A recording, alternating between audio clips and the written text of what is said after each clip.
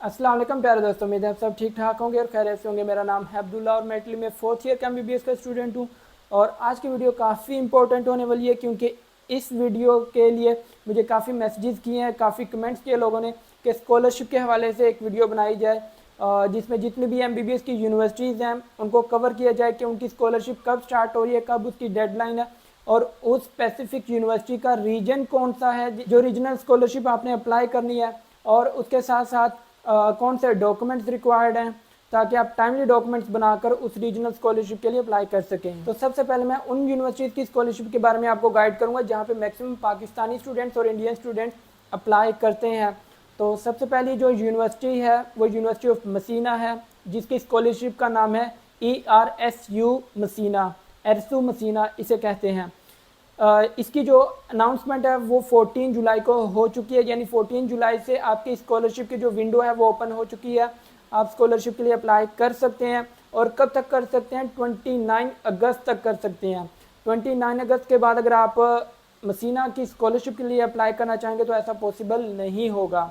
और जो student scholarship के लिए अप्लाई कर चुके होंगे, अगर उनसे कोई गलती होगी एप्लीकेशन में तो वो 19 सितंबर से 30 सितंबर तक उसमें करेक्शन कर सकेंगे। उसके बाद करेक्शन नहीं होगी क्योंकि अक्टूबर में आपकी पब्लिश हो जाएगी लिस्ट जहां पे आपको पता चलेगा कि आप एलिजिबल हैं स्कॉलरशिप के लिए। और मसीना के लिए स्कॉलरशिप के डॉक्यूमेंट्स क्या रिक्वायर होते हैं।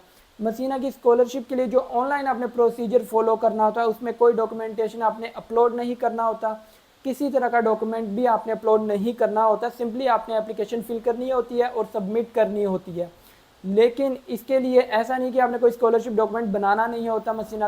मसीना का एक आपने स्टाम्प पेपर बनवाना होता है। पाकिस्तान के जो स्टूडेंट्स हैं वो स्टाम्प पेपर या एफिडेविट बनवाएंगे। इंडिया में भी सेम जो आपका स्टाम्प पेपर या एफिडेविट होता है वो आपने बनवाना होता है। उसमें आपने चीज़ें खुद मेंशन करनी होती हैं कि आपके कितने मेंबर हैं और क्या इनकम जनरेट हो रही है, और वो आपने जो है 2024 का बनवाना होता है टैक्स ईयर का।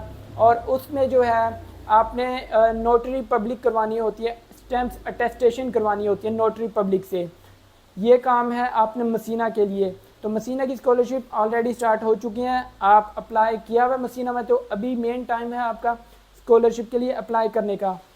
और दूसरी बात ये भी मैं बताता चलूँ कि जब आप स्कॉलरशिप के लिए अप्लाई करते हैं साथ में आप हाउसिंग के लिए भी अप्लाई करते हैं, क्योंकि जब आप स्कॉलरशिप का फॉर्म फिल कर रहे होते हैं वहाँ पे आपके हाउसिंग का भी ऑप्शन होती है जहाँ पे आप मेंशन करते हैं कि आपको अकोमोडेशन चाहिए यूनिवर्सिटी की। तो आपने इस चीज़ का ख्याल रखना है कि जब आप स्कॉलरशिप के लिए अप्लाई करें तो साथ में आप हाउसिंग जो हॉस्टल है या डॉर्मेट्री है यूनिवर्सिटी की उसके लिए भी साथ में अप्लाई करें। यही था कि आपको इन्फॉर्मेशन दी जा सके कि अभी भी आप एडमिशन के लिए अप्लाई कर सकते हैं। जुलाई में, अगस्त में, इवन सितंबर में भी एडमिशन के लिए अप्लाई किया जा सकता है। कुछ स्टूडेंट होते हैं जिनको लेट पता चलता है और वो इसी कन्फ्यूजन में होते हैं कि वो अप्लाई कर सकते हैं या नहीं। तो ये उन स्टूडेंट्स के लिए है कि जी बिल्कुल, जब भी आप ये वीडियो देखते हैं 17 सितंबर से पहले पहले आप 2025 सेशन के लिए अप्लाई कर सकते हैं, और जो 17 सितंबर के बाद देखेंगे तो वो यकीनन 2026 सेशन में अप्लाई कर सकेंगे। अगर आप अपना एडमिशन प्रोसेस मेरे थ्रू करवाना चाहते हैं, मेरी कंसल्टेंसी सर्विसेज ले सकते हैं। मैं पिछले 4 सालों से अल्हम्दुलिल्लाह इटली में एमबीबीएस के एडमिशन प्रोसेस डील कर रहा हूँ। एमबीबीएस और डेंटिस्ट्री ये दोनों प्रोग्राम्स के लिए आईमेट रिक्वायर होता है। इसमें मैं आपके लिए कंप्लीट एडमिशन प्रोसेस डील करूंगा, आपके स्कॉलरशिप के डॉक्यूमेंट, स्कॉलरशिप का अप्लाई, आपकी आईमेट की रजिस्ट्रेशन, और साथ में आपकी आईमेट की तैयारी के लिए स्टडी मटेरियल प्रोवाइड करना। आईमेट क्रैश कोर्स जो मैंने इसी साल बनाया है वो भी मैं आपको प्रोवाइड करूँगा। और इसके अलावा वीज़ा डॉक्यूमेंटेशन में आपको हेल्प आउट करना, और आपको जो आईमेट का एग्ज़ाम है वो किस तरह आप दे सकते हैं और उसके बारे में मैं आपको गाइड करूँगा। और जब आपका एडमिशन हो जाए और वीज़ा प्रोसेस में मैं आपको हेल्प आउट करूँगा। फिर जब आप इटली आ जाते हैं यहाँ पे एयरपोर्ट पे रिसीव करना, और यहाँ पे आपके जो इनिशियल डॉक्यूमेंटेशन होती है इटली में उसमें भी मैं आपको हेल्प आउट करूँगा। तो यानी एक पूरा प्रोसीजर इसमें आपको जो A to Z है मैं आपको पूरे प्रोसीजर में हेल्प आउट करूँगा अगर आप मेरे थ्रू काम करवाते हैं। और इसके अलावा अगर आप सिर्फ तैयारी करना चाहते हैं आईमेट की, उसके लिए आप मेरा आईमेट क्रैश कोर्स बाय कर सकते हैं। And made school aspirants website है मेरी, उस पर आप वेबसाइट पे परचेज कर सकते हैं। आप मुझे इस नंबर पे, व्हाट्सएप नंबर पे मुझसे रब्ता कर सकते हैं। और व्हाट्सएप नंबर और वेबसाइट का लिंक मैं कमेंट सेक्शन में भी ऐड कर दूंगा और डिस्क्रिप्शन में भी ऐड कर दूंगा। इसके साथ जो मेजर यूनिवर्सिटीज़ में स्टूडेंट्स अप्लाई करते हैं, यूनिवर्सिटी ऑफ कंपानिया लुजी वानवितेली और यूनिवर्सिटी ऑफ नेपल्स फेडरिको, ये कंपानिया रीजन में आती है। और इसकी जो स्कॉलरशिप का नाम है वो एडीसुर्क, ADISURC, एडीसुर्क, ये इस यूनिवर्सिटी का स्कॉलरशिप का नाम है। अभी तक इसकी एप्लीकेशन स्टार्ट नहीं हुई, लेकिन ये तकरीबन 25 जुलाई से स्टार्ट हो जाती है मैक्सिमम। तो आप इनकी वेबसाइट भी चेक करते रहें। और 25 जुलाई से ये स्टार्ट होती है और तकरीबन 20 सितंबर तक जाती है, यानी 20 सितंबर तक डेडलाइन है इसकी। तब तक आप अप्लाई कर सकते हैं एडिसुर्क स्कॉलरशिप के लिए। और यहाँ पे भी जब आपने ऑनलाइन प्रोसीजर फॉलो करना है तो कोई डॉक्यूमेंट अपलोड नहीं करना, एक स्टाम्प पेपर बनेगा, उस स्टाम्प पेपर को आपने जो है नोटरी पब्लिक करवा लेना है। वहाँ पे अपना आपने डाटा ऐड करना है। डाटा क्या ऐड करना है, आपने इनकम सिचुएशन ऐड करनी है कि आपकी साल की इनकम कितनी है, और साथ में आपने फैमिली मेम्बर ऐड करने हैं, ये चीज़ें आपने ऐड करनी है। और कौन से ईयर का आपने बनवाना है, अब 2025 चल रहा है तो 2023 का आपने बनवाना है।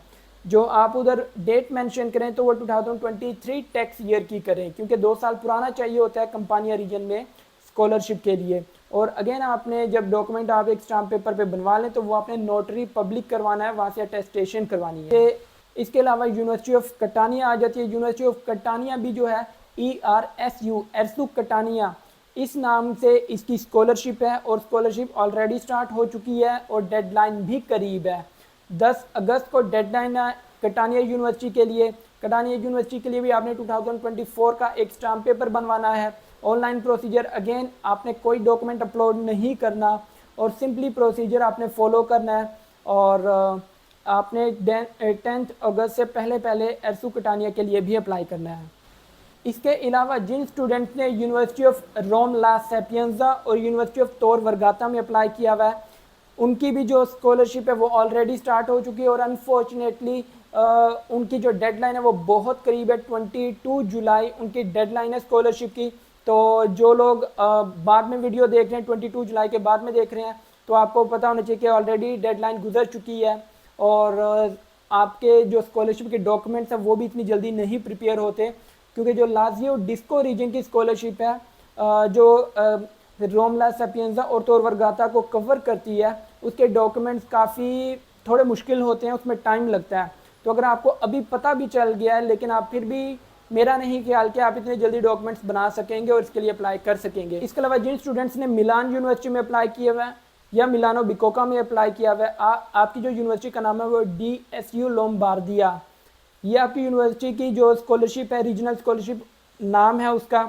और अभी आपकी ऑफिशियल अनाउंसमेंट नहीं हुई स्कॉलरशिप की, लेकिन आपकी जो स्कॉलरशिप की डेडलाइन है वो भी तकरीबन जुलाई और सितंबर की रहती है। 15 सितंबर से पहले आपकी जो डेडलाइन कवर हो जाती है DSU लोम्बार्दिया रीजन, मिलान और मिलानो बिकोका के लिए जिन्होंने अप्लाई किया हुआ है। इसके अलावा जिन स्टूडेंट्स ने यूनिवर्सिटी ऑफ पार्मा में अप्लाई किया हुआ है या यूनिवर्सिटी ऑफ बोलोनिया में अप्लाई किया है, तो आपका जो रीजन आता है वो एमिलिया रोमानिया आता है। और इसकी जो शॉर्ट फॉर्म है वो ERGO, ये एर्गो रीजन, इसे हम एर्गो स्कॉलरशिप कहते हैं। तो आपने भी, आपकी जो स्कॉलरशिप की डेडलाइन है वो तकरीबन 30 अगस्त की डेडलाइन है। और आपको स्कॉलरशिप के डॉक्यूमेंट्स क्या प्रिपेयर करने हैं, ये जो बाद में मैं रीजन बता रहा हूँ, जैसे DSU लोम्बार्दिया और एर्गो जो रीजन है, इनके लिए मैं आपको डॉक्यूमेंट्स बताता चलूँ कि आपने एक इनकम सर्टिफिकेट बनवाना होता है, एक प्रॉपर्टी सर्टिफिकेट बनवाना होता है और एक फैमिली रजिस्ट्रेशन सर्टिफिकेट बनवाना होता है। और सेम लाजियो डिस्को के लिए भी, ये 3 रीजन की जो स्कॉलरशिप अब मैं कंटिन्यू करूँगा जिनका, इन सब में आपने स्कॉलरशिप के डॉक्यूमेंट्स बनाने होते हैं। जो पहले मैंने बता दी थी उनके लिए आपको डॉक्यूमेंट्स नहीं बनाने होते हैं।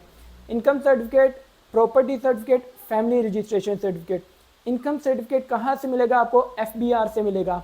FBR से कैसे मिलेगा? आपने वहाँ पे जाना है और आपका जो भी स्पॉन्सर है, फादर या मदर, उनके आपने जो है टैक्स रिटर्न साथ लेकर जाने हैं और 2024 के टैक्स रिटर्न लेकर जाने हैं, 2025 के नहीं।